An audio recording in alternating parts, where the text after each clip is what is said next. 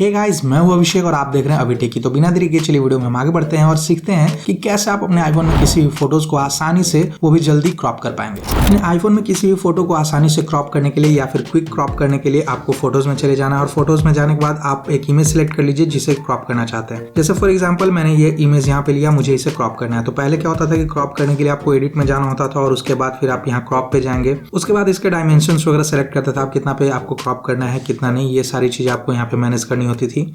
लेकिन अब क्या है कि अगर आप इसे क्रॉप करना चाहते हैं, क्विक क्रॉप करना चाहते हैं, तो ये जो मेथड है उसके हेल्प से आप आसानी से अपने किसी भी फोटोज को क्रॉप कर पाएंगे। क्रॉप करने के लिए सिंपली आपको उस इमेज को जूम करना है जितना कि आप उस इमेज का पार्ट रखना चाहते हैं। जैसे मुझे सिर्फ इतना पार्ट चाहिए, बाकी सारी चीज़ें मैं चाहता हूँ कि क्रॉप हो जाए। तो उसके लिए आपको जूम करने के बाद जैसे ही आप जूम करेंगे आपको यहाँ पे एक क्रॉप का ऑप्शन दिखेगा, उसे आप पे टैप कर देना है। टैप करने के बाद आपका जो इमेज है वो उतना पे क्रॉप हो जाएगा और उसके बाद आप डन कर दीजिए। डन करने के बाद आपका जो इमेज है वो क्रॉप इमेज आपको यहाँ पे दिखना शुरू हो जाएगा। वहीं अगर आप चाहें इसमें चेंजेस करना तो फिर से आप जूम पे टैप करिए और उसके बाद फिर यहाँ से जूम करने के बाद क्रॉप पे टैप करिए और इसे रिसेट करना चाहते हैं रिसेट कर लीजिए। जितना आपको इस पोर्शन पे रखना है वो रख सकते हैं। साथ में डायमेंशंस वगैरह भी आप यहाँ से सिलेक्ट कर सकते हैं, जैसे पहले ऑप्शन आते थे वो सारी चीजें आपको देखने को मिलेगी। लेकिन क्विक क्रॉप जो फैसिलिटी है उसमें आपको सिर्फ किसी भी इमेज को जिस पे जूम करना है, आपको जिसे क्रॉप करना है उसको जूम करिए कुछ इस तरह से और क्रॉप पे टैप कर दीजिए। जैसे आप क्रॉप पे टैप करेंगे आपका जो इमेज है वो उतना पे क्रॉप हो जाएगा। तो दोस्तों कुछ इस तरह से आप अपने आईफोन में किसी भी इमेज को क्विक क्रॉप कर सकते हैं। वैसे ये वीडियो कैसी लगी कमेंट सेक्शन में मुझे बताना ना भूले और अगर अच्छी लगी है तो लाइक करें, अपने दोस्तों के साथ शेयर करें।